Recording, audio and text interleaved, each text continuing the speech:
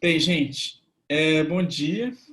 É, Fico feliz, né, que a gente está conseguindo avançar, né?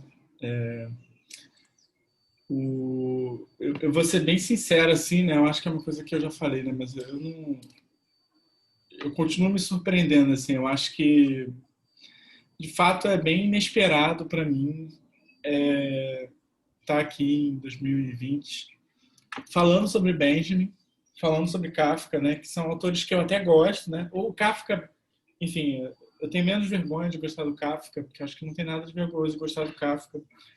Mas o Benjamin eu acho que tem um pouquinho algo de vergonhoso. Não tanto pelo Benjamin, né? Mas, enfim, porque é aquilo, né? O fã-clube do Benjamin é muito chato. É todo mundo muito triste. Mas é por isso que talvez eu fiquei feliz em reler um texto como Experiência e Pobreza, que é o que eu vou falar hoje, né? Junto com um conto do Kafka, que é o Um Mensageiro Imperial. Mas eu fiquei feliz de reler porque eu achei que é um texto muito menos melancólico do que eu imaginava, né? Na verdade, numa das minhas passagens prediletas do texto, ele até fala, né, que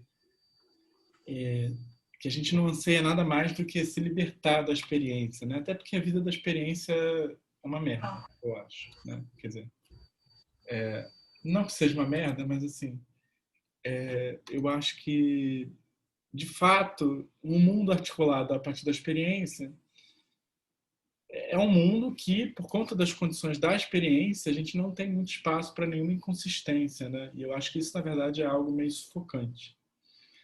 Mas, assim, só para começar, né? Enfim, eu acho que, retomando também um pouco a questão da semana passada, o, a principal coisa assim, que ficou para mim, né, é que a diferença entre um mundo articulado pela experiência e um mundo articulado a partir da informação, né, ou seja, a transmissão de informação, é uma diferença que não é positiva, né? Ou seja, ele não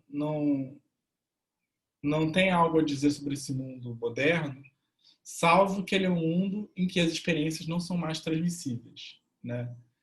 Então, assim, eu acho que isso fica interessante ainda mais se a gente lembra que as próprias experiências, elas também não se definem como algo positivo, né? Ou seja, uma experiência, como a gente viu, né, ela é aquilo que sobrevive, né, ou que continua apesar das particularidades que são transmitidas, né?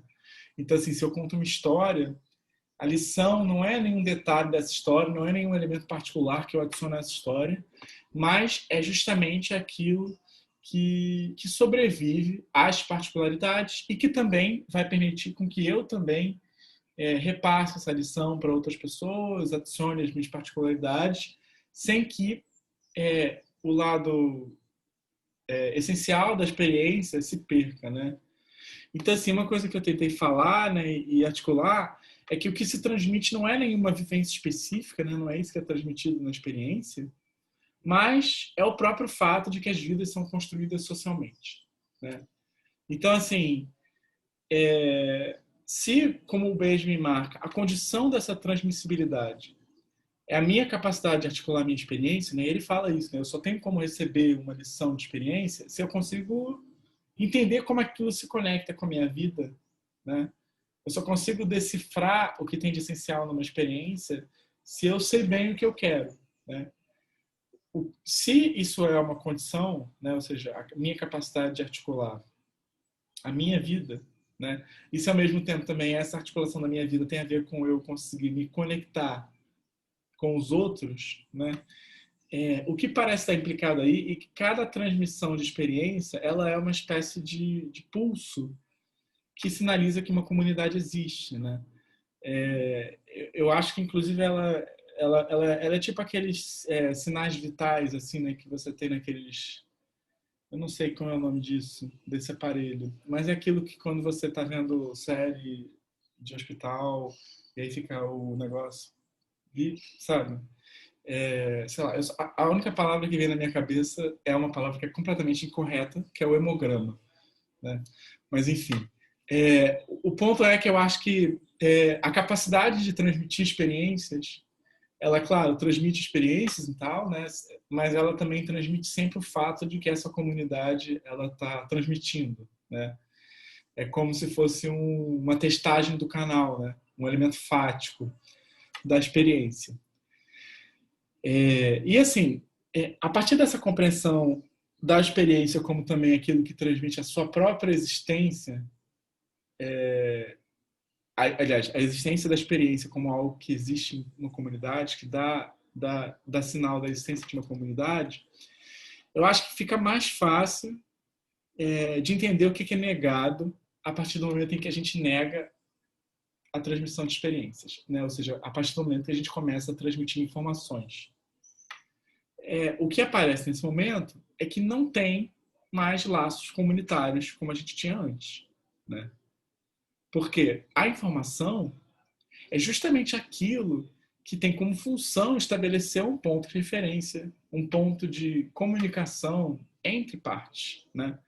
Eu acho que uma forma de entender a informação é como algo que procura produzir uma referência comum entre duas partes.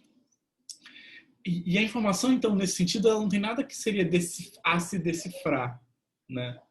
Ela seria uma superficialidade, um tipo de objeto que o objetivo é fornecer uma descrição do mundo, né? Então, assim, e por que ela fornece uma descrição? Porque uma das coisas que o Benjamin marca é justamente que a informação ela é algo que explica, né? Ela descreve uma situação, né? Mas ela descreve uma situação explicando ela, né? E explicar o quê? É você conectar, né?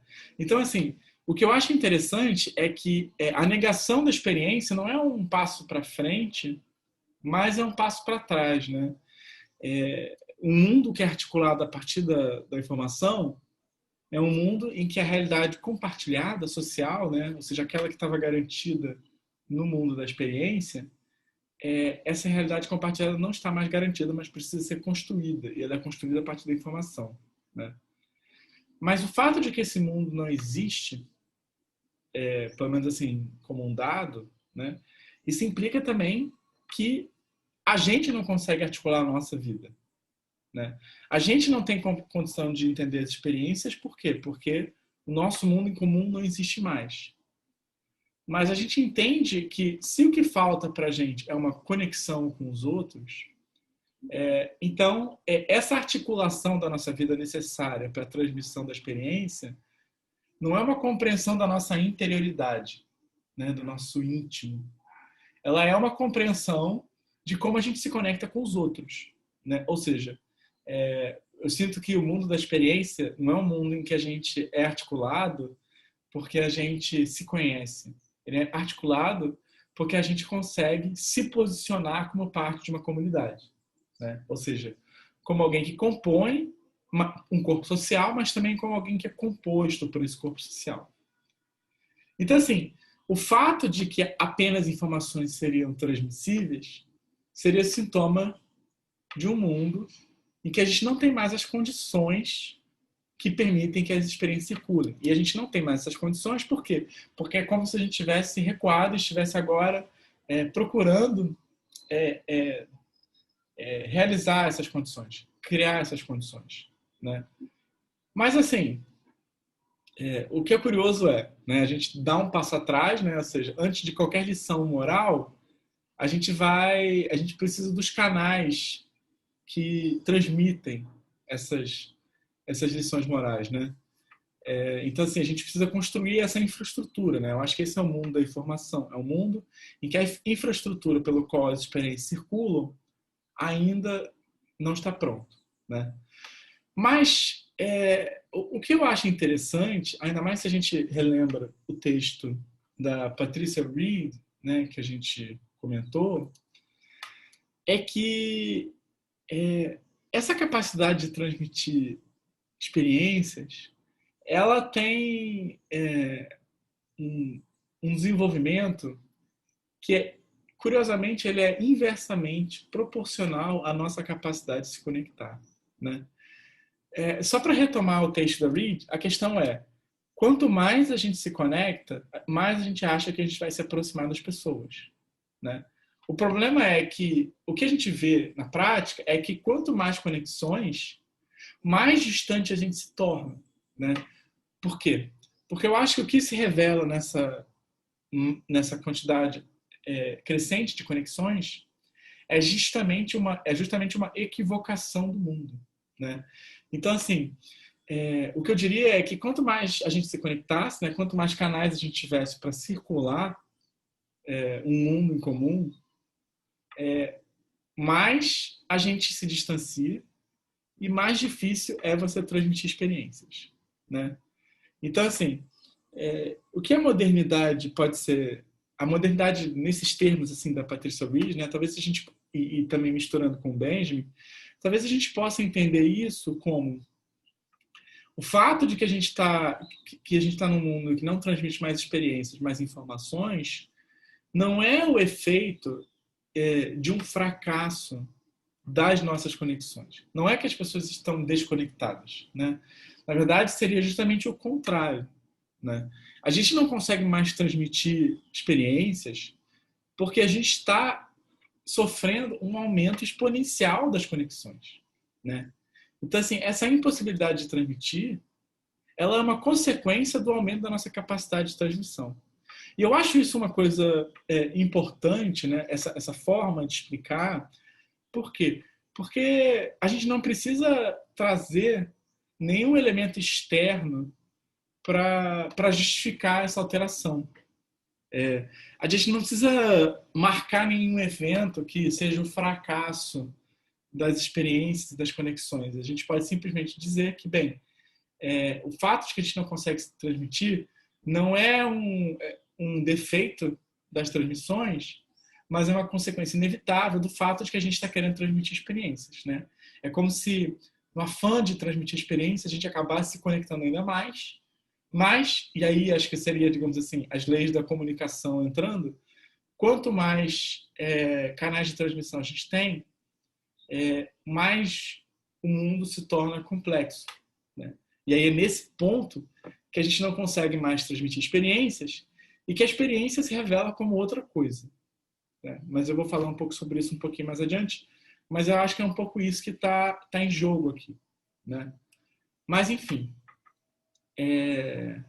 eu acho que, inclusive, né, a pobreza da experiência sendo tratada não como um fracasso, mas um sucesso de comunicação, também impede a gente de cair na leitura insuportável do Benjamin como um ser nostálgico, né? Eu acho que o que eu gosto no Experiência e Pobreza é que é um texto absolutamente não nostálgico, né? E ele até fala a gente pode até entender essa pobreza da experiência a partir dos exemplos que o Benjamin dá, né? De ver como é que elas não são um fracasso de comunicação, mas até um sucesso, né? Porque ele vai falar: nunca a experiência foi mais desmentida. A da estratégia pela guerra das trincheiras, as econômicas pela inflação, as do corpo pela fome, as morais pelos detentores do poder. O que eu acho interessante nesse trecho é que, por exemplo, se a gente pega a guerra das trincheiras, né? Você está ali na trincheira, nada faz sentido porque você está ali, sabe? Sua vida não faz mais sentido, você está ali só esperando. Mas se você está ali naquela posição, é porque, sim, a experiência da estratégia, né, de que você vai fazer alguma coisa, isso vai ter um efeito na guerra, isso não faz mais sentido. Mas não é que a guerra deixou de fazer sentido. É que a guerra agora ela é operada numa escala que não está mais ao seu nível, né? É o fato de que há outros elementos, para além do simples corpo de soldados envolvidos ali, que torna a sua experiência considerada em si mesma sem sentido, né? É uma coisa semelhante com a inflação, né? Para quem está vendo no mercado o preço aumentar das coisas, a experiência econômica ela é posta em xeque, né? Por quê? Porque a gente até vê o preço aumentando, mas a gente não consegue entender todas as maquinarias, né, que fazem com que o preço aumente, sendo que a gente só está querendo ir no mercado comprar arroz, né? A mesma coisa também com a fome, né? Que coisa esquisita é essa, né? Que a gente tem fome, mas nunca teve tanta comida no mundo, né? Então, assim, é porque existem outras relações que excedem o meu simples desejo de me alimentar e a disponibilidade de comer, que impedem que a comida chegue para mim, né? Então, assim, o que eu acho que essas, digamos assim, situações que, para pegar o termo do Benjamin, né, desmentem a experiência, né? O que as situações que desmentem a experiência dizem é que a gente não consegue mais entender o mundo a partir da escala da nossa experiência, né? Então, assim, a nossa perspectiva não consegue dar conta da complexidade do mundo, porque existem tantas conexões que elas são ininteligíveis do nosso ponto de vista. Se a gente pensa a partir da nossa fome apenas, não faz sentido faltar comida quando tem tanta comida disponível, né? E o que o Benjamin parece propor nesse texto, né, por isso que eu acho que parece um texto bem propositivo, né, bem pouco melancólico, é uma espécie de barbárie positiva, né, que é uma outra forma de lidar com esse excesso de escalas, né? Por quê?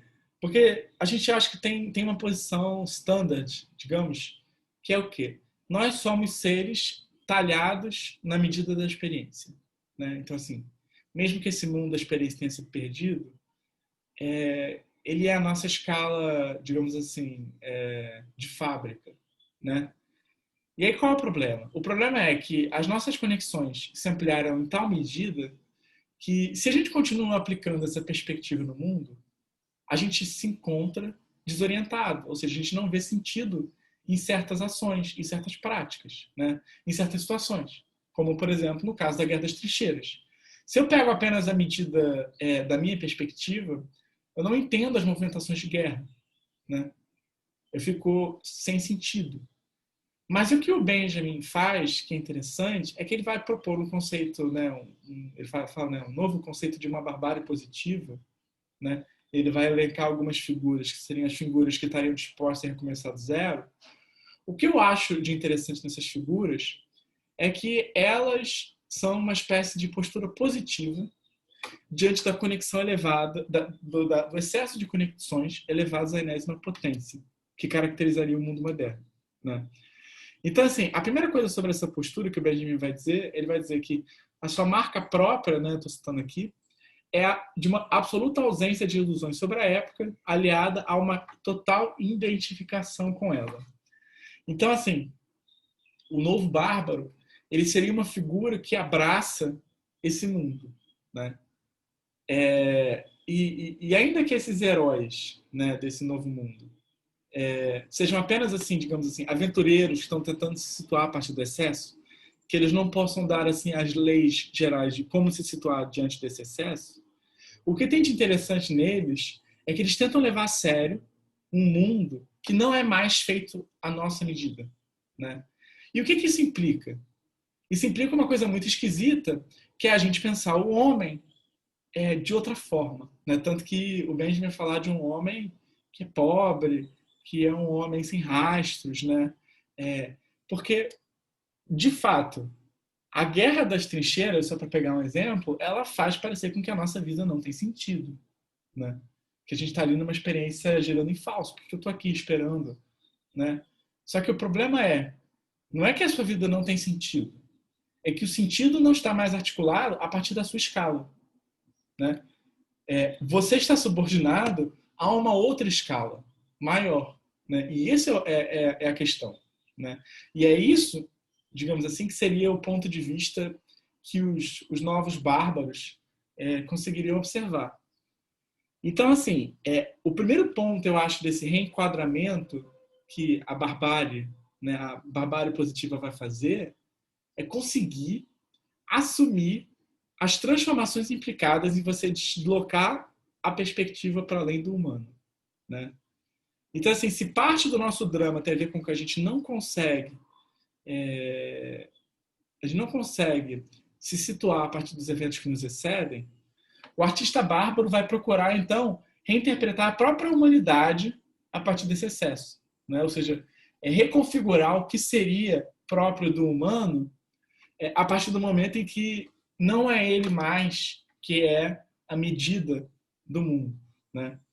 Então, assim, não seria o mundo, nesse ponto de vista, que seria pobre, né? Não seria a nossa vida que não faz sentido, né, nesse mundo.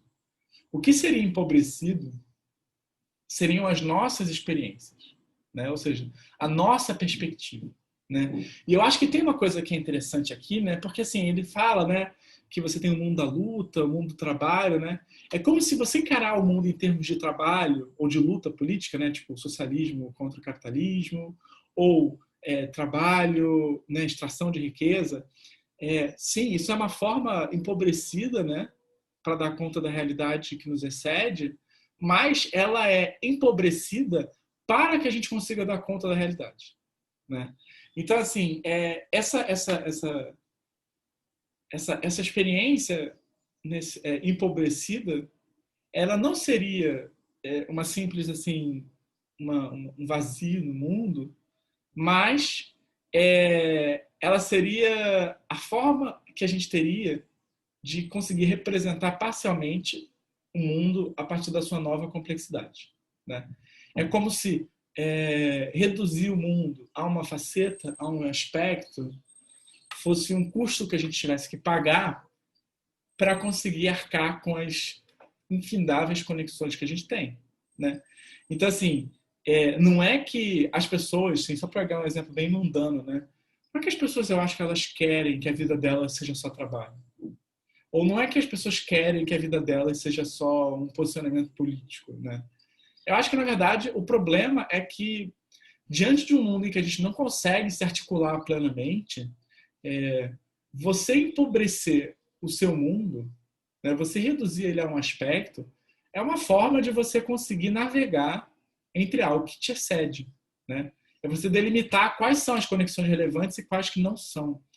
Então, assim, é inevitável que você acabe empobrecendo a realidade, né? Não é que você está fazendo isso porque você é melancólico, ou porque o mundo perdeu sentido, porque o mundo está desencantado. Na verdade, é uma questão de tentar continuar conseguindo se situar, né? Então, assim, eu acho que assim, que o que os novos bárbaros conseguem enxergar é um espaço onde a gente pode negociar qual é a pobreza que vai se apresentar para nós, né? Então, assim, o que isso me faz pensar, né? Me faz pensar que talvez a gente possa compreender a experiência em outros termos. Ou seja, a partir do fato que hoje em dia a gente empobrece o mundo para conseguir se situar nele, porque ele é muito amplo, talvez a gente pode entender agora, então, o mundo da experiência como um mundo que a experiência é um emaranhado de questões, de perspectivas, né? E conseguir transmitir elas é conseguir transmitir um conjunto de coisas sem que se perca nada, né? É quase como se o mundo da experiência fosse justamente um mundo que tivesse num certo nível de complexidade em que a gente conseguisse, ao mesmo tempo, transmitir essa complexidade sem perder nada dela, né? Então, assim, é como se ele fosse a medida, o mundo feito à medida do nosso tamanho, né? E um mundo em que a experiência é transmissível é um mundo em que as conexões estariam, digamos assim, sobre uma determinada métrica, que seria a nossa métrica, o nosso tamanho, né? Então, assim, eu acho que, que, que transmitir experiência, então, seria possível apenas quando a vida das pessoas estivesse restrita a uma certa escala, a um certo domínio, né? E o que permitiria uma transmissão sem perda talvez seja o fato de que o que é transmitido não precisa chegar a pessoas de outros mundos, né? Aquilo vai sempre circular entre pessoas de um certo mundo que já está contido, né, ali, mas ao mesmo tempo também as pessoas para quem você está transmitindo essas coisas, elas já compartilham também desse mundo, né? Então, assim, eu diria que a experiência ela é algo não apenas que, digamos assim, dá sinal de uma comunidade, mas o fato de que ela é capaz de ser transmitida marca também uma certa metragem, né? Uma certa escala específica, né? Então, assim, a partir disso a gente pode dizer que o mundo moderno, né, empobrecido, ele seria um mundo em que a minha vida já não consegue mais dar conta de toda a complexidade do mundo sem que algo se perca, né? Então, assim, a quantidade de conexões, em vez de facilitar a transmissão, ela acaba justamente dificultando ela, porque há muito mais a ser transmitido do que eu sou capaz de transmitir, né? Ou há muito mais de ser recebido do que eu sou capaz de receber também, né? Então, assim, a barbárie positiva, ela seria uma tentativa de aceitar, né? Por isso que ele fala, né? É uma identificação com a sua época, né? Mas ela é uma tentativa de aceitar que o empobrecimento é um fato inexorável, de certa forma, né? E que o que a gente pode fazer é negociar com a nossa pobreza, né? E essa negociação, e aí que eu acho que é interessante, ela passa por uma reavaliação dos próprios termos da nossa subjetividade. Porque, veja, se a gente está negociando com algo que excede a gente também não pode simplesmente se posicionar fora dessa relação e achar que a gente pode simplesmente alterar, digamos assim, no excesso, o que chega para nós, né? A negociação, ela diz respeito ao ponto em que está no nosso nível, né? Que é o quê? Que é a nossa subjetividade, né? Então, assim, o que restaria, eu acho, e eu acho que é isso que o Benjamin enxerga nesses artistas, né? Como o Klee, tem um outro escritor que ele fala que é o Luz, alguma coisa assim. Mas, enfim, o que ele enxerga neles, eu acho, é uma reconfiguração do próprio sujeito a partir do excesso, né? Então, assim, independente da gente concordar ou não com as figurações da subjetividade por esses autores, o que eu acho que fica visível é que quando eles falam assim de um novo homem que não tem segredos, que não deixa rastros, que vive no mundo de vidros, o que isso é uma forma de compreender o homem a partir do seu empobrecimento, né? Como se você abrisse mão de segredos, de rastros, de memória, para que você também não ficasse na posição de um melancólico que não vê sentido na vida, né? Então, assim, o que eu acho que tem de interessante é que nenhuma dessas negociações aspira retornar ao mundo para uma escala anterior, né? Para uma escala em que tudo fazia sentido para a gente, em que a gente conseguia transmitir a complexidade sem nenhuma perda, né? Não, o que ele fala é uma coisa mais interessante, né? Que eu vou até citar, né? Porque eu acho essa frase muito boa. O que elas anseiam é libertar-se das experiências, anseiam por um mundo em que possam afirmar de forma tão pura e clara a sua pobreza, a exterior e também a interior, que daí nasça alguma coisa que se veja. Então, assim, eu acho que o sentido dessa libertação se torna ainda mais claro se a gente repara nas condições do mundo em que as experiências são transmissíveis, né? Uma coisa que eu tentei falar semana passada é que eu acho que assim, um mundo em que as experiências são possíveis é um mundo em que nada acontece, em que a nossa vida já está nos trilhos, em que a gente vive numa redoma de vidro, né, de certa forma.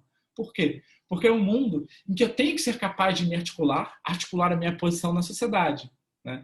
É quase um mundo em que eu não preciso receber conselhos, né? É uma coisa meio paradoxal. Mas, justamente, o que esse mundo é um mundo em que nada acontece, né?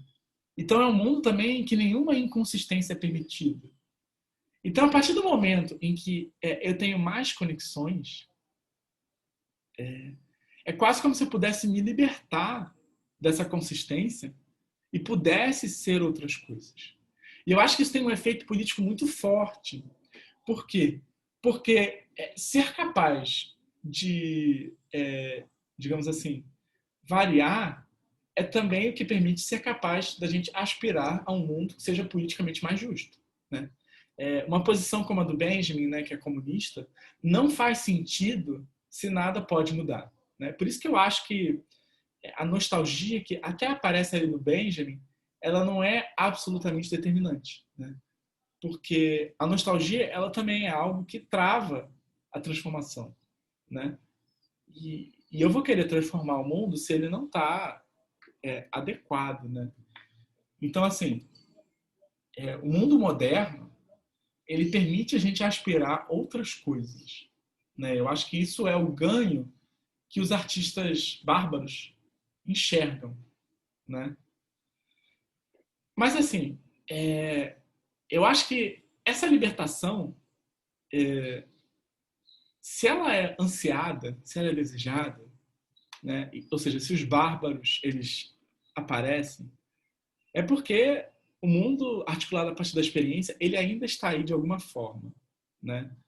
Sim, o espírito da nova barbárie, né? Ele é uma postura positiva, né? Uma tentativa de se reposicionar diante do excesso que produz uma pobreza, né? Mas o fato é de que ele não substitui completamente uma certa situação melancólica e desorientadora que a gente vive, né? Ainda que eles abram caminhos, são experiências artísticas, né? Que permanecem num campo especulativo, né? E eu acho que elas permanecem num campo especulativo não apenas pelo fato de que sejam arte, né? Porque eu acho que assim, a arte, de fato, eu acho que ela tem um papel de mapear cognitivamente o mundo, né? Mapear a partir da imaginação. Mas eu acho que tem uma outra coisa que não é mapeada nesses artistas que o Benjamin menciona nesse texto, que é a passagem de uma posição melancólica para uma posição revolucionária. Porque eu acho que, de fato, os artistas de vanguarda que o Benjamin menciona, eles retratam e mapeiam o que seria um mundo a partir de uma outra escala. O que seria o homem a partir dessa outra escala? Né? Seria um homem sem segredos. Um homem vazio. Né? Um homem devassado. Né? Mas, ao mesmo tempo, falta dar conta, né? E eu acho que é aí que por isso que o Kafka me interessa, né? Falta dar conta como que a gente passa dessa posição melancólica, né, de uma subjetividade que quer transmitir experiências para uma subjetividade que não tem mais esse anseio, né? É claro que quem vai fazer essa transformação é a prática política, né? Não é a arte que vai fazer isso. Mas eu acho que a arte pode, pelo menos, assim, ajudar a mapear esses terrenos, né? E então, assim, o que eu acho que é importante, né, lembrar, então, é que as práticas de transmissão de experiência, elas permanecem mesmo que elas não façam mais sentido, né? E a gente vê isso em algumas das formas meio zumbificadas dessas práticas, né? A gente vê isso em certas nostalgias, né? O mundo moderno é repleto de nostalgia, né? De conservadorismos, né? Ou seja, de um mundo passado que a gente sequer sabe se existiu. Ele também tem uma outra coisa que é interessante, né? Que eu acho que é a redução das experiências a mercadorias, né? Toda aquela onda das pessoas quererem viajar, né? Eu gasto meu dinheiro com viagens, porque viagens são experiências, né? E aí você vai ver lá, né? O que é a viagem da pessoa? Não tem nenhum perigo, não tem nenhuma aventura, não tem nada de diferente. Tem só a pessoa comprando uma experiência pré-pronta, que pode até ser divertida, né? Quem nunca? Mas que é uma experiência que é completamente mediada por um mercado de consumo, né? Mas você também tem até a ideia da experiência como sendo um estorvo, né, para o seu desejo, né? Como se a necessidade de ter experiências, de reproduzir experiências, acabasse, às vezes, indo contra o nosso desejo de não ter experiências, né? Que é um pouco o desejo de aspiração política, né?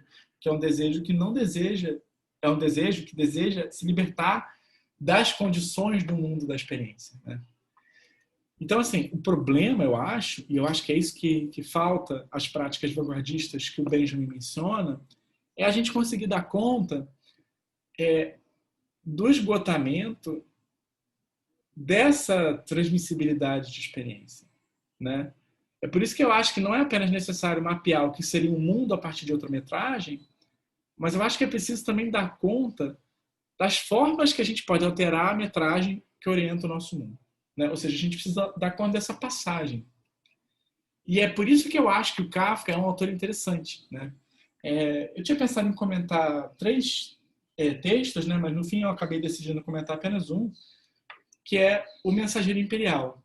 Né? O Mensageiro Imperial, na verdade, é uma parte de um conto que é o Durante a Construção da Muralha da China, né? Que eu acho que também traz essas questões, mas eu resolvi me focar no Mensageiro Imperial. Né? O que eu acho interessante ali é que o conto ele vai retratar o esgotamento de uma certa metragem da experiência. Né? E ele retrata isso de um modo muito peculiar, né? E que eu acho que é muito moderno, né? Porque o Benjamin está falando, o Kafka está falando de um mundo da China imperial antiga, né? Mas eu acho que o que se apresenta nesse conto como uma espécie de linha de fuga é a própria modernidade germânica, né? Do início do século XX, né? Então, assim, o que eu vejo ali, né, não é apenas assim uma descrição de uma outra escala, né? O que eu vejo é uma descrição que começa numa escala, mas que, levando muito a sério essa escala, ela acaba esgotando ela, mostrando os seus limites, a um ponto em que aparece virtualmente, ou seja, não aparece de fato no conto, o que seria as necessidades de uma outra escala, né? Então, assim, eu acho que esse conto é interessante, ele mapeia uma passagem, porque ele consegue mostrar um esgotamento, mas é um tipo de esgotamento que mostra a necessidade de uma outra escala, né? Bem, então, assim, o que é esse conto, né? O Mensageiro Imperial? Né? Eu vou ler ele aqui bem brevemente, eu vou tentar ler de um modo curto, porque ele é bem curtinho mesmo, tá? E vou comentar alguns detalhes que eu acho que ajudam a gente a entender essa situação. E aí a gente pode caminhar para a fala do Léo, né? E depois a gente pode discutir, né? Mas eu vou ler aqui. O imperador, assim consta, enviou a você, o só, o súdito lastimável, a minúscula sombra refugiada na mais remota distância diante do sol imperial, exatamente a você, o imperador enviou do leito da morte uma mensagem. Na verdade, acho que eu vou fazer até melhor. Eu vou ir comentando o conto enquanto eu leio, porque eu acho que é justamente isso que é o meu ponto, né? Você vê que é interessante, né, que ele marca muito a singularidade e a particularidade do súdito, né? A você, né? O imperador enviou a você, ou seja, é uma coisa muito assim, a nós enquanto pessoas, né? Fez o mensageiro se ajoelhar ao pé da cama e segredou-lhe a mensagem no ouvido. Estava tão empenhado nela que o mandou ainda repeti-la no seu próprio ouvido. Ou seja, o imperador, ele pediu para o mensageiro, ele queria enviar uma mensagem, né? Mas ele estava morrendo, né? E ele contou essa mensagem no ouvido do mensageiro e pediu para o mensageiro repetir no ouvido dele, né? Então, assim, a gente vê de cara que tem três figuras nesse conto. Tem o imperador, que está morrendo, né? Tem o súdito para quem ele quer enviar a mensagem e tem o mensageiro. O mensageiro, ele é um terceiro que existe por quê? Porque é preciso atravessar duas distâncias. Uma distância temporal e uma distância espacial. Se fosse apenas uma questão espacial, o imperador poderia chegar no súdito, né? Ele poderia contar para o súdito. Mas o imperador está morrendo. Então, o mensageiro ele precisa atravessar não apenas uma distância do centro do império para a margem, mas ele precisa atravessar uma distância do momento em que o rei ainda está vivo e o momento em que o rei já está morto. Né? Porque o momento em que a mensagem é emitida pelo rei, ele está vivo. Mas quando ela chega no súdito, o rei já está morto. Né? Então, o mensageiro seria aquele que atravessa essas duas distâncias. Né? Mas olha que coisa interessante. Né? Você vê que o rei ele é retratado inicialmente de uma forma humana. Né? Ele tem um corpo. Né? Ele pede para o cara se ajoelhar, tem a questão do ouvido. Né? Ele pede para o cara repetir no próprio ouvido dele. Então, assim, rei, mensageiro e súdito são representados inicialmente de uma forma que eu diria que é numa escala bem corporal, humana, né? Na nossa escala, na escala da experiência. Mas qual o problema? E esse problema a gente vê já na frase seguinte. O problema é que o rei não é, aliás, o imperador, estou confundindo rei e imperador, gente, eu não sei porquê, mas enfim. O imperador não é simplesmente um ser humano, né? Tanto que ele fala. Kafka diz, com um aceno da cabeça, confirmou a exatidão do que tinha dito, do que tinha sido dito. E perante todos os que assistem à sua morte, todas as paredes que impedem a vista foram derrubadas e nas amplas escadarias que se lançam ao alto, os grandes do reino formam um círculo. Perante todos eles, o imperador despachou o mensageiro. Nessa frase, o imperador já não é mais o corpo, mas ele é uma função, né? Tá tudo ordenado em direção a ele. E ele não mais fala ao pé do ouvido do outro, pede para o outro repetir, né? Ele despacha, ele dá uma ordem, né? Então, assim, você vê que aqui a figura do rei é duplicada, né? Eu não sei se eu estou fritando demais com esses detalhes, né? Mas, enfim. Mas eu acho que aqui a figura do rei é duplicada. Ela não é mais simplesmente o corpo do rei, mas o corpo do imperador, né? Mas agora o imperador é uma função também, né? Então, assim, no imperador você tem essas duas coisas. Você tem tanto um corpo que se comunica com outro corpo, mas você tem também uma função que ordena outras funções, né? Ou seja, um imperador que ordena seus súditos, né? E o que acontece? Bem, depois ele vai fazer um movimento muito semelhante que tem a ver com o mensageiro. Ele fala: este se pôs, o mensageiro, né, imediatamente em marcha. É um homem robusto, infatigável. Ou seja, o mensageiro é descrito em termos corporais. Ele é robusto, ele é infatigável, né? Mas, por outro lado, estendendo ora um, ora o outro braço, ele abre o caminho na multidão. Quando encontra resistência, aponta para o peito onde está o símbolo do sol.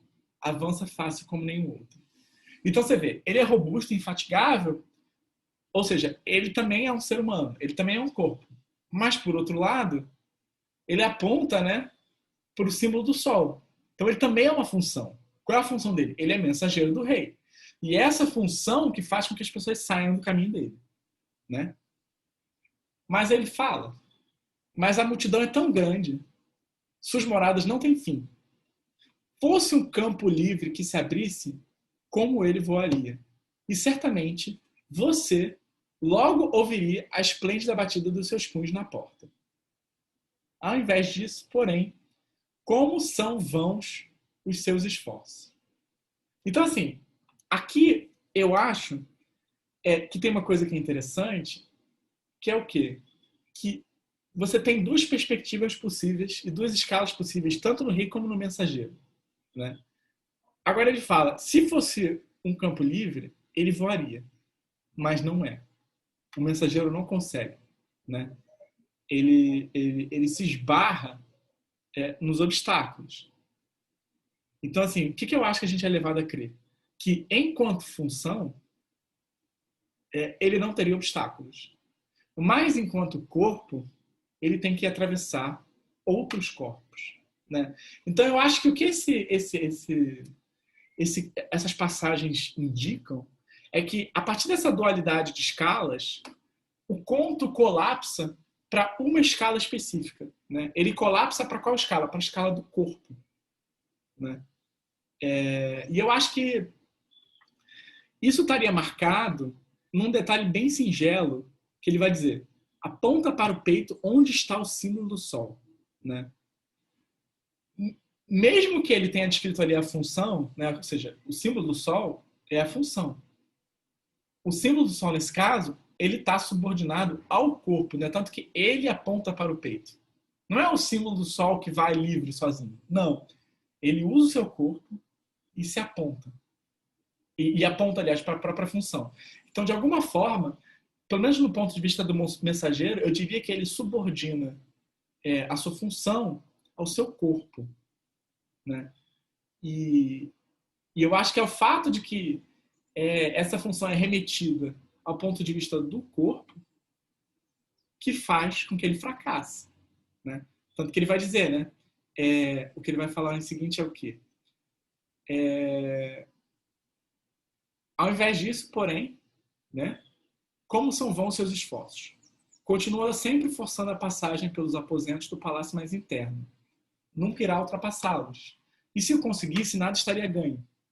Teria de percorrer os pátios de ponta a ponta e depois dos pátios o segundo palácio que o circunda.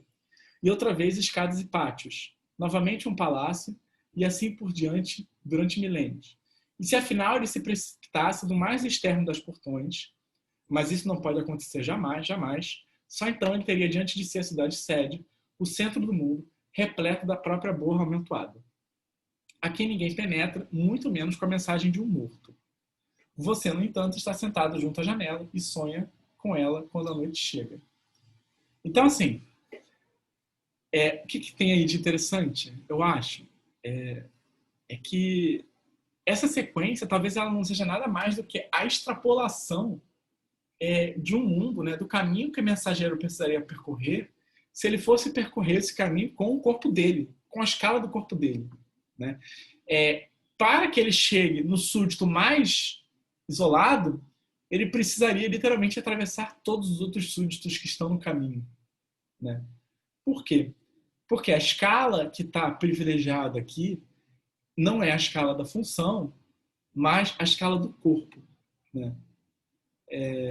Então, assim, eu acho que tem algo interessante. Né? É quase como se o mensageiro ele procurasse repassar a mensagem como, sei lá, a gente está, sei lá, numa festa, num ambiente social, e a gente quer contar uma fofoca para um amigo, né? E a gente vai desviando de todo mundo, né, para contar uma mensagem no ouvido dele, né? Fingindo aqui que a gente não tem um celular, que a gente pode mandar no Zap, né? Mas, assim, isso está tudo bem numa festa, num ambiente social, enfim. O problema é se você vai fazer isso na dimensão de um império, né? É quase como se o Kafka estivesse mostrando o tamanho do império se ele é metrificado a partir da resolução do corpo. É quase como se ele dissesse, bem, se a gente leva a sério essa métrica, a gente não consegue medir o império. Né? Ou melhor, a gente consegue medir ele, né? Mas ele não é percorrível na nossa escala. Né? É um espaço muito além das nossas capacidades. Né? Mas o que eu acho interessante aqui é que você tem uma espécie de metrificação da pobreza que é bem precisa, né? Ele descreve, não, aí você tem um corpo, aí você atravessa, aí depois você vai para outra sala, aí depois da outra sala tem outra sala, aí depois você sai das salas, aí tem o segundo palácio, enfim. Ele vai dando, né, por uma espécie de projeção, né? Mas ele projeta essa distância de um modo preciso, eu acho. E essa projeção é o que permite a gente ver a impropriedade dessa métrica, né? É quase que como se ele falasse assim, se a gente quer transmitir mensagens de corpo a corpo, essa mensagem é imprópria para as dimensões do império. Né? É impossível entregar a mensagem ao súdito do ponto de vista dessa escala. Né? Eu acho que tem até uma coisa meio paradoxo de dizer não aqui. Né? Mas eu acho que, ao mesmo tempo, o fato de que a impossibilidade é descrita em termos precisos é isso que acaba revelando também que a mensagem não havia sido enviada pelo imperador enquanto humano, mas pelo imperador função. Por quê? Porque jamais uma mensagem enviada pelo imperador humano teria como atravessar esses pontos todos, né? Então eu acho que assim, a confusão que esse conto encena, né, e eu não sei se eu estou hiperinterpretando esse conto, eu acho que é uma confusão do ponto de vista do próprio mensageiro. É como se o mensageiro ele preferisse interpretar dessa forma, porque se ele entregasse essa mensagem, a glória seria dele, né? Tanto que ele marca, né, que ele é robusto, que ele é infatigável, né? São as qualidades dele, né? Se ele consegue, com o corpo dele, atravessar essas distâncias, é ele que é foda, né? É ele que vai ter essa glória de ter realizado essa função. O problema é que isso não é possível, né? Tanto que ele não consegue, né?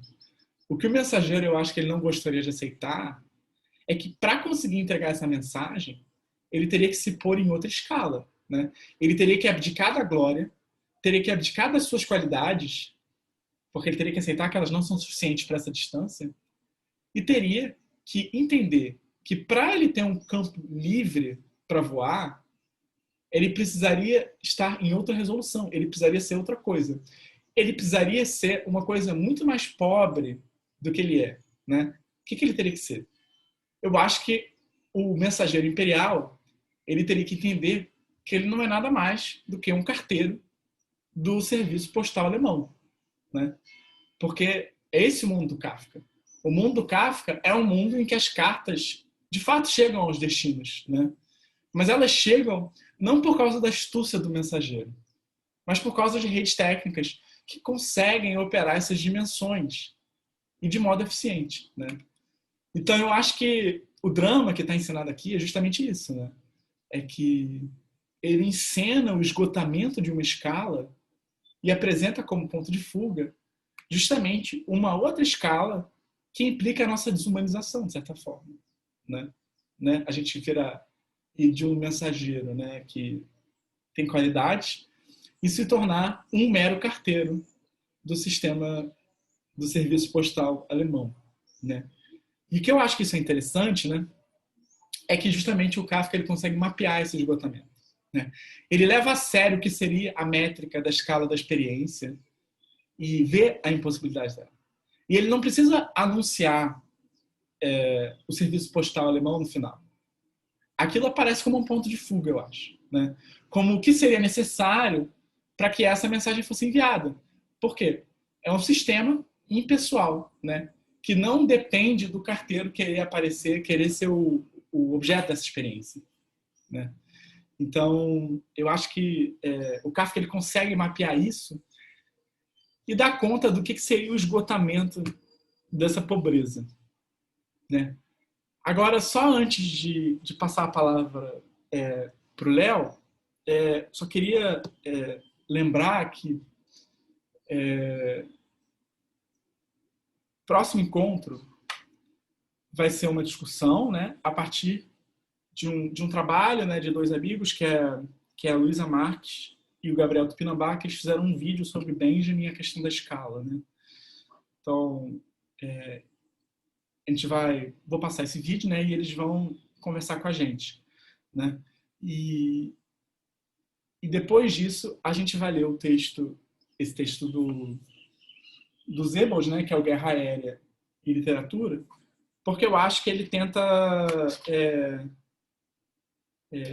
investigar, né, esses fracassos de lidar com as escalas que nos excedem, né? O caso específico que ele está lidando, né, é a incapacidade da literatura alemã representar os bombardeios aéreos que a Inglaterra fez na Alemanha, né? Enfim. Então, só para a gente ter isso para os próximos encontros, né? Mas, Léo, se você quiser agora falar. Oi, gente, dá para me ouvir bem? Meu nome é Léo Leonardo, o Rafael me chamou aqui porque eu estudo Kafka, né? Eu fiz uma dissertação agora, defendi no começo do ano na UF sobre as cartas do Kafka, e eu lido um pouco nesse trabalho muito com a figura justamente do mensageiro. E aí, aí me chamou aqui para a gente conversar sobre isso, tentar ser muito breve, né? O que eu queria falar só, na verdade, era retomar a questão do mensageiro e da escala e tentar trazer um pouco como essa figura aparece no Kafka, em outros lugares também, além desse, e falar um pouco sobre isso. Basicamente, né, o conto que o Rafa leu e comentou, a Mensagem Imperial, ele é parte, como ele falou também, do conto Uma Muralha, durante a construção da muralha na China, que é quase uma novela, é longo, e basicamente nessa narrativa é a narrativa de um arquiteto que se dedica, por várias razões, a contar a história do povo. E basicamente nessa narrativa longa, da qual a Mensagem Imperial faz parte, o narrador, ele começa tentando entender o método de construção da muralha da China, e falando, é extremamente complicado. Você começa num lugar, e aí você manda uma série de trabalhadores para outro lugar ao mesmo tempo, então você tem que organizar e coordenar para não haver buracos, só que sempre vai haver buracos. E dentro desse, aí em dado momento, o narrador vai e conta essa história do mensageiro imperial e da mensagem imperial. E então, nesse conto, na narrativa longa, né, durante a construção da muralha da China, na segunda parte, o que, na verdade, o narrador se dedica é a comentar a dificuldade da vastidão do Império Chinês de se conectar, justamente pelo tamanho e pela incapacidade técnica. Então, você tem esse império monstruoso de um lado e você tem esse pequena narrativa do outro, com esse pequeno mensageiro carregando uma coisa tão importante que é a mensagem do rei. Só que, como o conto mostra, o rei morreu, a mensagem perdeu sentido, porque o mensageiro tem que atravessar uma distância monstruosa e infinita, e a gente, enquanto leitor, é identificado na última frase, de uma maneira muito sacana do Kafka, justamente a pessoa que espera a mensagem e nunca vai receber ela. O que é isso, né? Basicamente, essas narrativas fazem parte, na verdade, de um ciclo que a crítica normalmente costuma chamar de ciclo chinês. E aí tem um outro continho, e aí tem uma parábola, na verdade, um aforismo que também é lido como parábola, que o Kafka escreveu por volta de 1918, na mesma época que ele escreveu essas narrativas. Ficou conhecido como Parábola dos Reis e dos Mensageiros, que são 3 linhas. Eu vou ler só para mostrar como que isso dá uma nova dimensão a essa narrativa da mensagem imperial. Foi-lhes apresentada a opção para se tornarem reis ou mensageiros dos reis. À maneira das crianças, todos quiseram ser mensageiros. É por isso que existe um bando de mensageiros que correm pelo mundo e, uma vez que não há mais reis, bradam uns aos outros as mensagens que perderam o sentido. Gostariam de pôr um fim à sua vida miserável, mas não ousam fazê-lo por causa de juramento de ofício. Então, né, basicamente, ressoa em muitos níveis essa parábola, a mensagem imperial, e o Kafka identifica aí o mensageiro como um sonho infantil, digamos assim. Claro, ele fala como se fosse normal, né? Todos querem ser mensageiro. Como que ninguém ia querer ser mensageiro? Justamente porque em Kafka, o mensageiro, ele é essa figura que é descrita na mensagem imperial, robusta, infatigável, atravessa distâncias infinitas. Só que todos os reis morreram e vocês vão carregar para sempre mensagens sem sentido. Então, basicamente, o que é isso, né? Como que você pode ler isso? Foi lido de infinitas maneiras ao longo das décadas, na verdade, de 100 anos, quase, pouco mais de 100 anos. Lê-se de muitas maneiras diferentes. Eu acho que é interessante para a discussão aqui sobre escalas e a inacessibilidade, a dificuldade de converter uma escala em outra, de ver uma outra escala, por sermos seres humanos com uma visão muito limitada. Tem, basicamente, para mim, o mensageiro é a ferramenta kafkiana por excelência para lidar justamente com o problema da escala e das várias escalas. E isso tem muito a ver com o momento que o Kafka escrevia, que, bom, foi logo nessa época especificamente, foi a época da Primeira Guerra. É conhecida, muito conhecida, a entrada do diário que Kafka escreveu no dia da Primeira Guerra, que eu vou ler aqui só para quem não conhece ou para lembrar. 2 de agosto de 1914, hoje a Alemanha declarou guerra à Rússia. De tarde fui nadar. Bom, basicamente esse é o comentário de Kafka sobre a guerra. Hoje começou a guerra e eu fui para a natação. O que é isso, né? Já tem uma mistura de escalas muito curiosa aí, porque se você imagina, você vai atrás de Kafka sobre experiências, para procurar experiências sobre a Primeira Guerra, experiências históricas, mas você vai se dar de cara com isso. Essa era a maneira kafkiana clássica de lidar justamente com o problema, eu acho, né, com o problema que Benjamin traz, tanto no narrador quanto no Experiência e Pobreza, que é essa experiência limítrofe da Primeira Guerra Mundial enquanto divisor de águas entre uma época, o longo século XIX, como dizem, em que você teve o patrimônio cultural alemão, as universidades, a educação, né, a Bildung, elevamento do espírito. E, de outro lado, você tem justamente esse momento em que todo esse patrimônio cultural fica intransmissível. Você tem, porque, de repente, a guerra pelo seu desenvolvimento técnico, né? Foi um momento em que desenvolveram tecnologias de morte monstruosas, basicamente um corpo humano era estraçalhado de uma maneira muito fácil e eficiente, que depois, mais tarde, naturalmente, foi dar na eficiência do Holocausto e do genocídio. Só que nesse momento era o momento que você viam as máquinas. E aí tem até a parte que o Benjamin comenta no Experiência e Pobreza, que é de um lado o patrimônio cultural e de outro o frágil e minúsculo corpo humano. Então você percebe essa diferença monstruosa de escalas, né? O que eu faço com esse patrimônio, o que eu faço com o meu corpo, o que eu faço com essa experiência que me foi ensinada tanto nas escolas. E é impossível que Kafka, no momento que ele tivesse vivido, não lidasse, não importasse com esse tipo de questão. Claro que se importava, porém, a maneira como ele tinha de escrever sobre essas coisas era, como Benjamin falou, não histórica. Você não vai encontrar informações históricas ou até menções a lugares históricos em Kafka. Mas, como Benjamin, num ensaio muito famoso sobre Kafka, comenta, Kafka trabalha em períodos cósmicos. Então, a história, para ele, é uma escala que é subjugada a uma escala muito maior, que é a escala mítica. Que é quando tudo começou, lá atrás. Se você quiser ir infinitamente para trás, você vai dar num mito.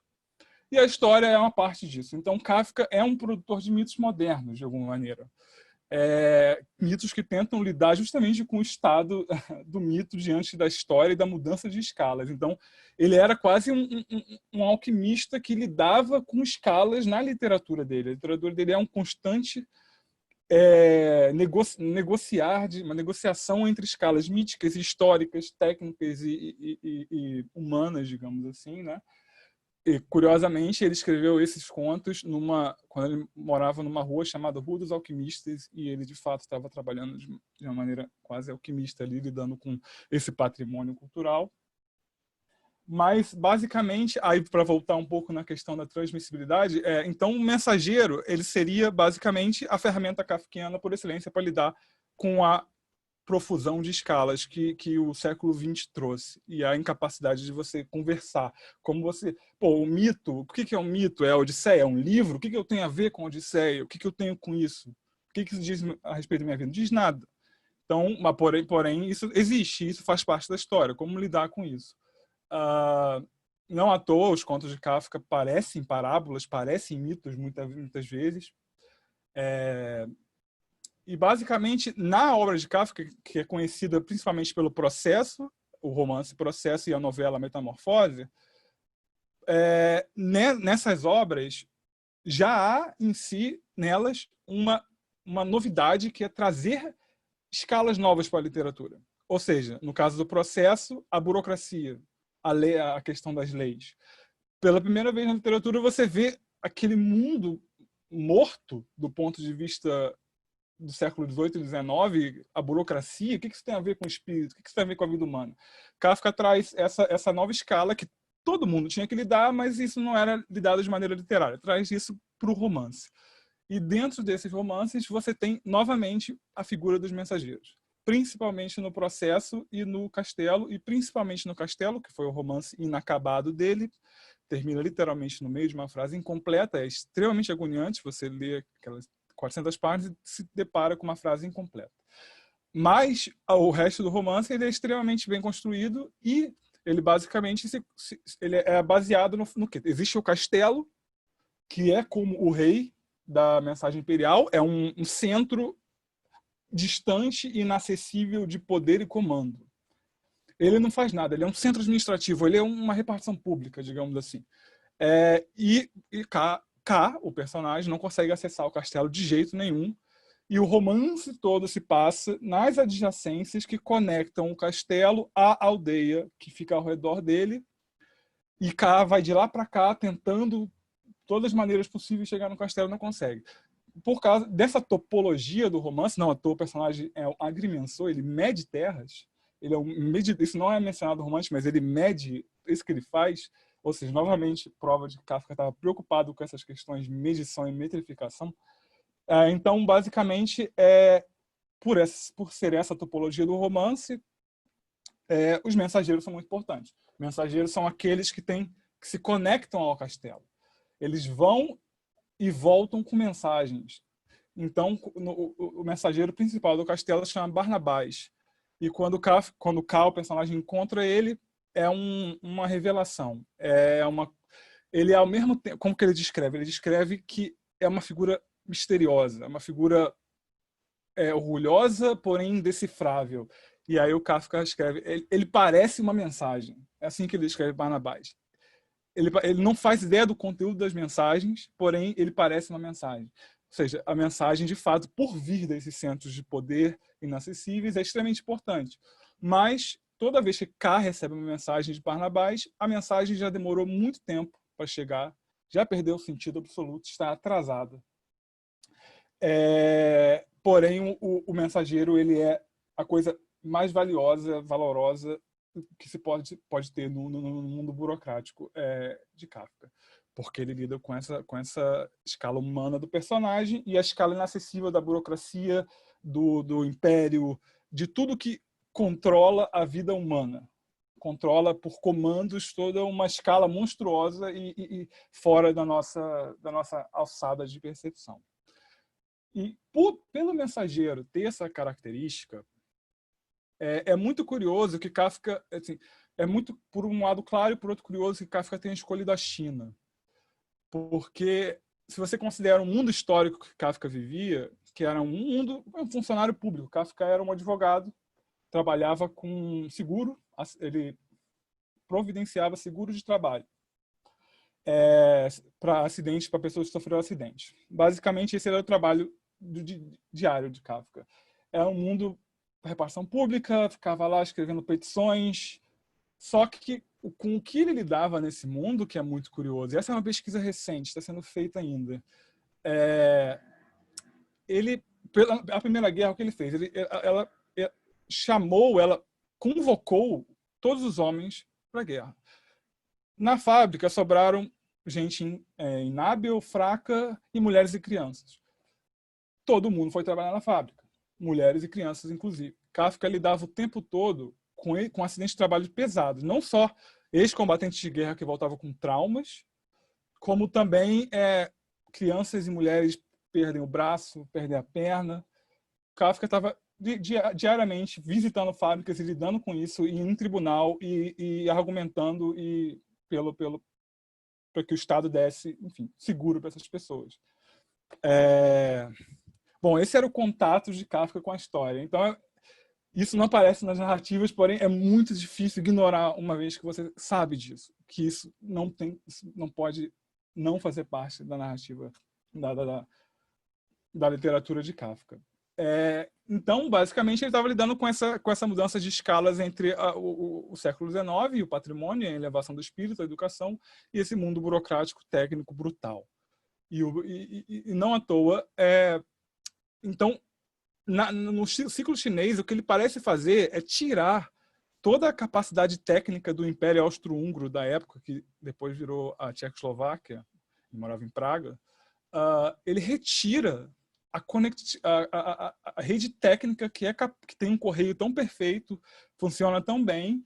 Na China, ele retira isso, ele retira essa característica do mundo dele para pensar como que se conecta, como que se conectava e como que sem essa rede técnica do correio, dos trens, do telégrafo, como que a gente se comunica sem isso?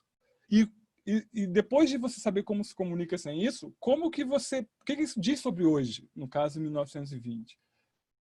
Então, o ciclo chinês de Kafka, com suas mensagens, seus mensageiros e sua rede, parece estar sempre preocupado com a conectividade e a transmissibilidade das mensagens. E aí você volta novamente à questão do mensageiro. O que é? Como o Rafa falou, ele é uma função. Qual é a função do mensageiro? Entregar uma mensagem. Ponto.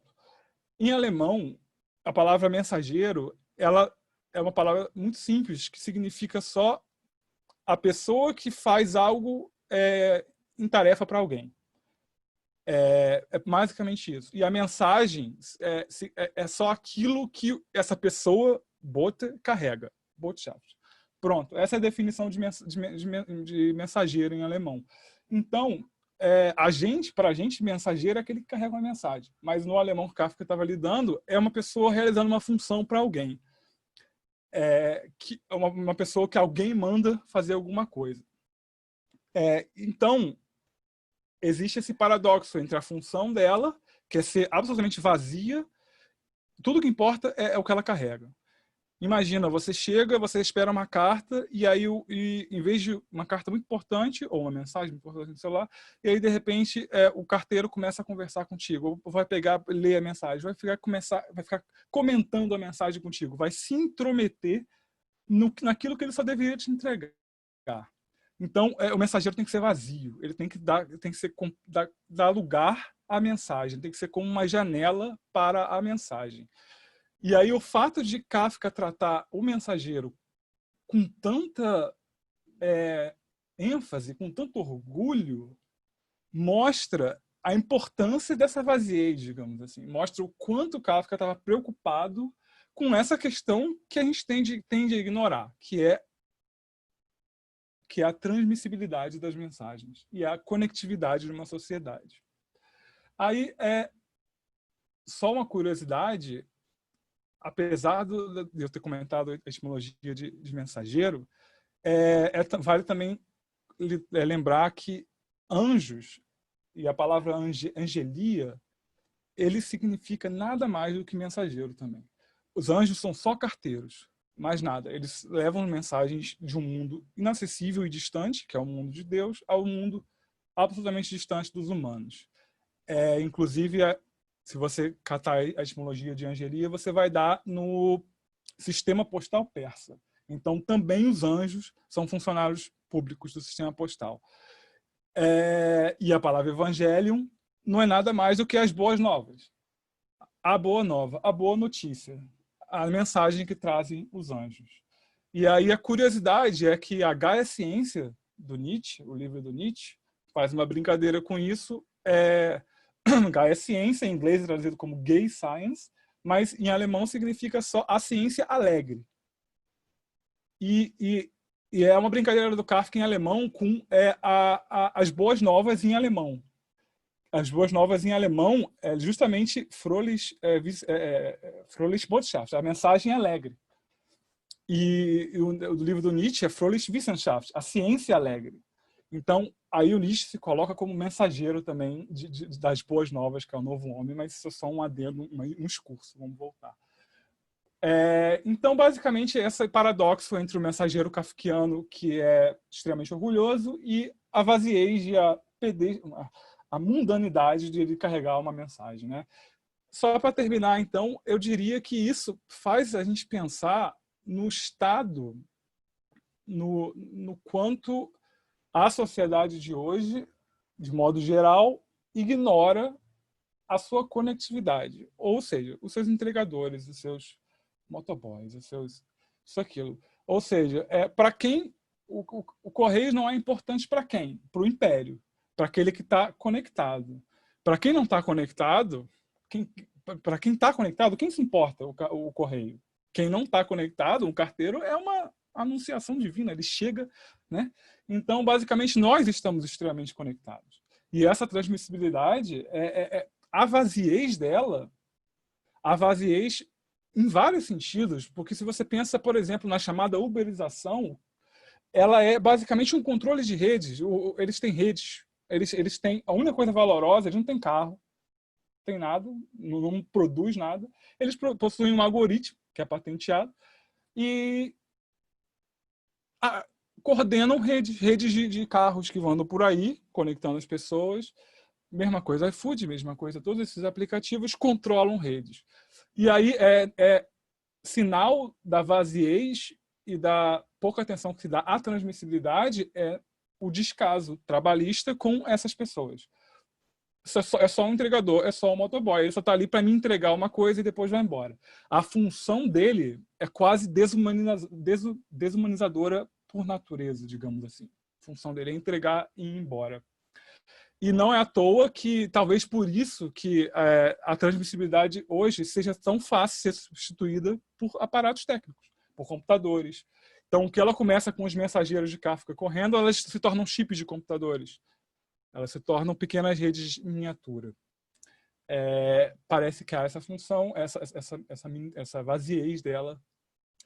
E eu acho que o Kafka estava lidando com isso já no século XX, no começo do século XX, através da carta e da mensagem. Assim. Não à toa ele deu tanta importância ao mensageiro que aponta para o signo do Sol. Eu acho que, assim, para não me estender muito e poder dar discussão, poderia falar mais, mas poderia ser isso. Assim. Acho que...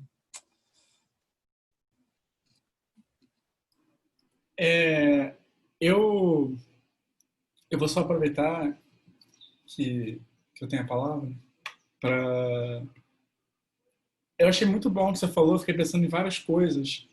Uma coisa que eu fiquei pensando, e enfim, aí você pode comentar e depois a gente pode também abrir para as outras pessoas que quiserem fazer questões e tal, é que, de alguma forma, a impressão que eu tenho no Kafka, quando eu leio, pelo menos assim, essas questões, é que existe um drama de aceitar que a nossa escala não é a nossa escala, né? Tanto que quando... Isso que você falou do conto da muralha chinesa é muito bom, porque quando ele tira o sistema postal, né? De fato, o caráter não humano da coisa, as pessoas não se conectam mais, né? Só que o problema é que para o sistema postal existir, você tem que desumanizar, as pessoas têm que se subordinar ao que está para além delas, né? De fato, eu acho que é bem esquisito isso, né? Porque parece que vários problemas e questões, até políticas, né, se tornam inacessíveis se a gente não consegue ver isso, né? Pelo menos assim, ver que eu acho que pelo menos assim é o que o Benjamin, eu acho que ele está tentando também de certa forma chegar, né? Que essa pobreza, ela pode ser negociada desde que você aceite que você vai perder alguma coisa, né? É uma espécie de negociação do que você vai se permitir ver, né? Sobre certas escalas, tentar ver o que você consegue, o que você quer manter, né? Porque eu acho que tem isso, né? E o que eu fico pensando assim é que o Kafka ele meio que descreve, parece que de forma até meio exaustiva, né? O que você perde, né, quando você não... Você perde a capacidade de se comunicar, né? E ainda mais se você pega assim, aquela visão assim, meio prometeica do ser humano, tipo assim, incrível, capaz de tudo e tal. E para certas coisas acontecerem, na verdade, o que você tem que fazer é calar a boca e fazer sua função, né?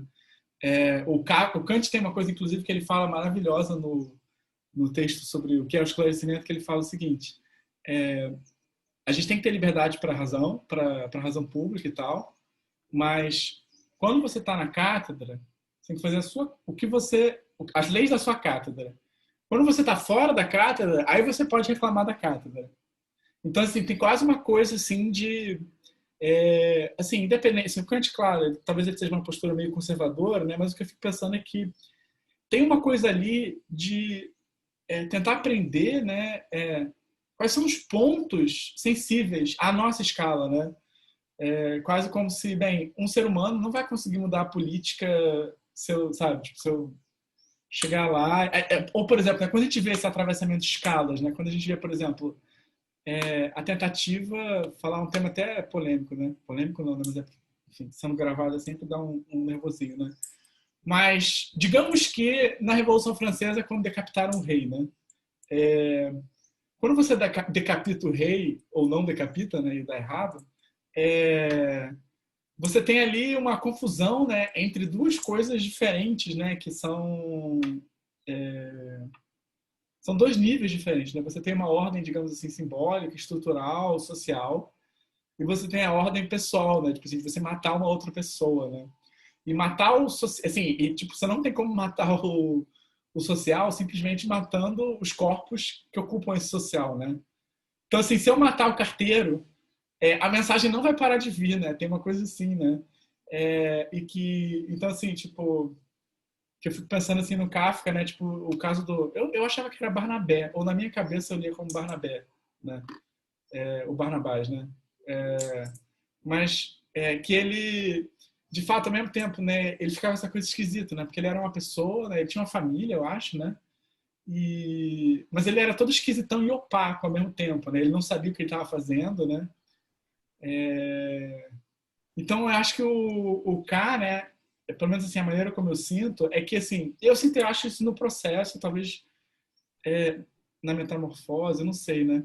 Mas eu sinto que o Kafka, ele, em alguns contos, não acho que é o caso durante a construção da muralha da China, não acho que é os contos animais também, porque acho que nos contos animais ele está tentando esgotar a metragem humana e meio que apontar para além dela, né? Mostrar o que, um amigo meu falou de uma forma muito boa, né? Que é o Gabriel, que vai estar na semana que vem. Ele falou que ele acha que a animalização no Kafka é simplesmente um ponto de vista em que não faz diferença o ser humano do animal. Então, assim, não é uma questão assim, é o que não é o que está longe, né? O animal não é assim o animal, né? Enfim, acho que é até uma forma boa de sair de umas leituras que eu acho meio bobas, assim, de uma desumanização no Kafka. Mas o animal é simplesmente uma questão de o que está longe, né? O que não é visível. De fato, parece que no castelo que você tem é uma resistência a, é, a ser humanizado, a ser desumanizado. Né? Tanto que, assim, é engraçado, e, gente, desculpa se eu estou me estendendo aqui, né? Mas é engraçado que o K, eu acho esse romance maravilhoso. Assim, eu amo de paixão esse romance. E o K, ele tá o tempo inteiro. Parece que assim, que ele não tá satisfeito com ter uma função dele, que é medir as porras. Ele quer mais. Ele quer ser o funcionário que vai olhar para a cara do chefe e que o chefe vai olhar para ele, que vai falar com ele. Tanto que ele fica tentando ver o clã, que é um dos caras lá, que é um dos burocratas, né? Fica querendo ver o clã. Ele fica querendo humanizar as funções, quase como se ele não conseguisse aceitar que, para ele fazer o que ele tem que fazer, ele tem que abdicar disso tudo, né? Ele não vai medir nada enquanto ele não largar a mão dessa porra, né? Inclusive, ele não consegue, isso é genial, ele não consegue nem transar enquanto ele não se desumaniza, né? Porque uma das cenas mais incríveis, eu acho, do Kafka é a cena... Eu não lembro se é ele transando com a mulher ou se são os ajudantes. Mas é alguma coisa que fica assim, tipo assim, você não tá... O fato de que você tá ciente dessa situação é o que te impede de transar, né? Tem uma coisa assim esquisita, né? E é quase como se também ele tivesse uma coisa de você sair de si, né? Não sei, agora eu já tô viajando, né? Mas eu acho que, de fato, o que é esquisito no Kafka é que ele é quase como se em alguns contos, né, ele falasse assim, eu vou levar radicalmente a sério, que é ficar numa perspectiva e ver como é que o mundo é esquisito quando a gente se recusa a sair dessa perspectiva. Enquanto em outros contos ele meio que leva a sério a transição de perspectiva, mas ele só consegue levar a sério porque ele também leva isso como uma questão muito séria, então ele consegue atentar. Então, assim, a diferença entre eu acho que isso, pelo menos, é a vantagem do Kafka para mim em relação às pessoas que o Benjamin escreve, né? É que o Kafka ele não está apenas tentando mostrar o que seria um mundo desumanizado, né? Ele também faz isso, eu acho, em alguns contos, né? Ou seja, tipo no conto da Josefina, ele mostra o que é a arte se você olha de um ponto de vista muito esquisito, né? O que é a arte? A arte não é nada demais, é só alguém que acha que é alguma coisa. Isso não tem nada de especial, na verdade, entendeu? Inclusive, a pessoa até faz a coisa errada, né? Ele tem esses pontos, assim, e que ele meio que mostra a função social da arte, né? Mas que, ao mesmo tempo, a arte parece uma coisa completamente ridícula quando você leva a sério a função social da arte, né? Porque a Josefina é uma escrota que se acha, que quer não trabalhar, né? E o artista, de fato, é um pouco isso, né? Mas não é só isso, né? Mas assim, acho que é interessante que ele produz esses deslocamentos, mas o Castelo é o contrário, né? E é engraçado porque parece que ele tem todos os pontos, né? Ele dá conta, agora que você falou, né? Ele parece que dá conta de tudo isso, né? E mapeia, né? Essas, enfim, eu tô... Eu acho que para é uma questão, posso, desculpa Pode, tomar a pode. palavra. Eu acho que de fato a palavra principal que eu usaria com Kafka é perspectiva e perspectivismo. E aí, para tomar um argumento do Deleuze-Guattari, no Kafka por uma literatura menor, todos esses elementos, né, a animalidade, a burocracia, a técnica, tudo isso é como se o Kafka, enfim, assumisse esse ponto de vista. Ele assumisse e escancarasse, não nos personagens dele, mas no mundo que os personagens vivem. Então você falou que é como se o personagem K, quisesse mais. E eu diria, de fato, o que ele quer é respeito. Ele quer respeito no mundo que as pessoas... tanto é que todos os encontros dele, as pessoas vão rir dele. Respeito. Olha o tamanho do castelo, olha a distância. O que você tem a ver com respeito? E o K, ele não vai se sentar num canto e chorar. Ele vai só continuar avançando, avançando infinitamente. Então, é como se essa humanização tivesse não no personagem, mas na construção, no embate entre a obsessão dos personagens e simplesmente chegar no castelo ou descobrir por que foi processado. E esse mundo que ri. É um mundo técnico, um mundo novo, um mundo da burocracia, um mundo da conectividade infinita, que não tem mensagem no seu interior, é basicamente uma central de comandos vazios, pura transmissibilidade. Que experiência que você pode transmitir num mundo desse? Não é à toa que, ao mesmo tempo, Kafka não transmite experiências no sentido tradicional, eles causam uma experiência perturbadora que para mim, é, de fato, a perturbação justamente da desumanização humanizada na técnica. Kafka estudou a técnica e conseguiu negociar essas escalas entre a técnica e o humano. Entre a técnica e o humano. Num meio, a literatura, que era naturalmente conhecida justamente pela elevação do espírito, pelo humanismo, né? O ser humano é o centro, os sentimentos e a expressão, e, enfim. O Kafka foi lá e trouxe um outro tipo de... Porque não é desumano, um outro tipo de humanização. É uma humanização, como Benjamin procura, um novo homem. É o cara que olha, como ele diz no Espelho de Pobreza, para dentro do motor. E dentro do motor ele sente uma vida. Assim. Eu acho que isso cabe ao Kafka também.